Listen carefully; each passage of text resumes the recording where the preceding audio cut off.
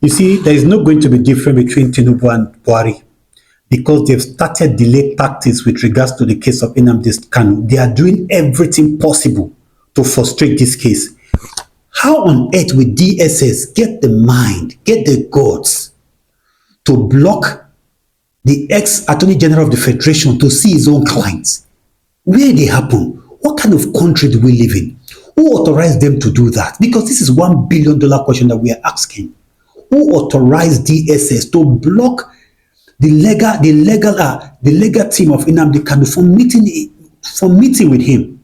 The most painful part of this all is when Aloy was talking, he said an information, a notification has been passed through to DSS authority, notifying them the number of lawyers that will be coming to meet with Nnamdi Kanu, pending when they are going to have next proceedings at the court of law. They need to meet with their clients. They need to know what is going to be his defense. They need to rub minds together. They need to know what he's got to say. They need to tell him how to go about answering questions. You see, what DSS is doing, they are not just doing this on their own volition. Somebody has given them that authority. Somebody has given them that go-ahead to do whatever they are doing. The question now is, who asked them not to allow the legal team of Nnamdi Kanu meet with Nnamdi Kanu? This is $1 million question that the world is asking, because it has never happened in any part of the world. When a legal team is going to meet with his client, having notified you ahead of time, the number of people, persons that will be coming and their names presented to you, yet you went out to behave in the radical form in which you used to behave. We want to see if the presidency will caution them. We want to see if the court of law also will caution them, because that's what they are trying to do now. They don't want to give fair hearing. So the trial of Nnamdi Kanu, because they have been bringing witnesses to allege that Nnamdi Kanu have been doing this and that, he has to defend himself and he has to meet his legal team. Why are they debarring him for meeting with his legal team? Can somebody tell me what crime it is that Nnamdi Kanu has committed so much so that you people just want to chop his head? Wanna tell me which kind of crime he don't commit? People in the northern part of Nigeria busy wasting people every day. When I go catch them after 3 months, I go let them go back home. Look at what happened in Maiduguri a few days ago. The same people who did that, after some few months, they will say they've repented and will go allow them go back to the community again. Nnamdi Kanu, there is no occasion, nobody can say on any occasion that Nnamdi Kanu and his full soldiers then attacked anybody in the course of their rallying around Nigeria. They never committed a single crime. You guys are just fabricating stories to frustrate him. And the most painful part of it is like most of the leaders in the eastern part of Nigeria, I make bold to say that they do not want Nnamdi Kanu to be released. Because most of their governors, they are docile. Most of their governors, they are not speaking in defense of Nnamdi Kanu. And this is not fair, and this is not right, and this is not just. Most of the influencers do not even care if somebody like Nnamdi Kanu exists. It doesn't matter if it's not from your tribe. It doesn't matter if it's not your religion. Nnamdi Kanu deserves free hearing. He was adopted from Kenya, kidnapped, extradited to Nigeria, which is against every law in this world.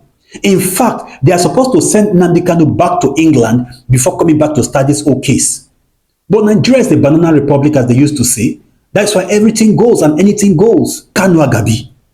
He has been 2 times Attorney General of the Federation of this country, coming to meet with his client and they debar him. It's an insult. I was made to realize that he left there in anger because it's an insult to his personality. What crime it is that Nnamdi Kanu have committed so much so, I'm repeating this, that you people just want to chop his head.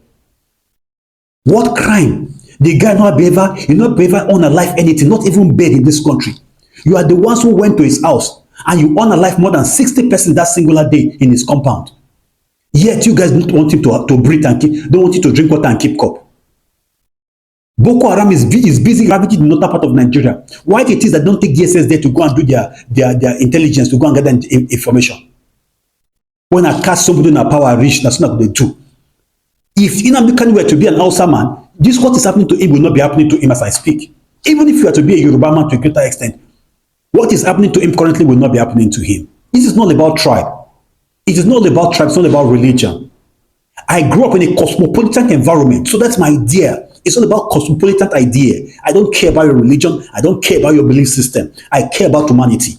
And I believe everybody in life deserves justice. Nnamdi Kanu deserves justice and it deserves fair hearing. Things are going on smoothly now. And DSS is not happy because things is going on smoothly. because Nnamdi Kanu hasn't been angry in the court of law. So they are angry because Nnamdi Kanu is not angry. But all I need to say, una like, una not like him, Nnamdi Kanu must get justice and he must be free. He did nothing wrong. Whatever he has said, Nigeria has not changed. There has been unaliving people here and there, and that is what he was fighting, he was agitating for.